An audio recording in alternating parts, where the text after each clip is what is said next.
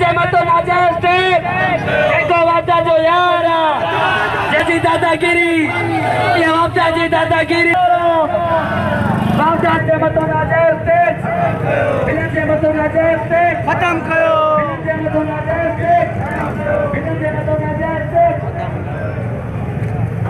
احتجاج جو ہے ہمارا بابڈا کے خلاف ہے. سارا ملک میں بابڈا نے تباہی مچائی ہے. جو بلوں پر جو ٹیکسز لگائے ہیں پچھلے مہینے اس بل کی ایک آدمی کی بل 10,000 ابھی 30,000 روپیہ آیا ہے. 20,000 روپیہ ایک آدمی کا بل ایک مہینے میں بڑھا ہے. بتائیں آپ کیسا غریب آدمی اپنا گزارا سکتا ہے.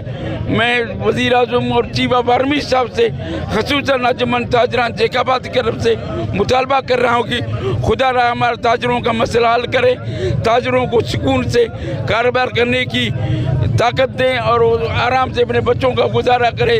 اس بل سے, اس بجلی کی جو ٹیکسز سے ان کا بچوں کا گزارا بہت مشکل ہوگا.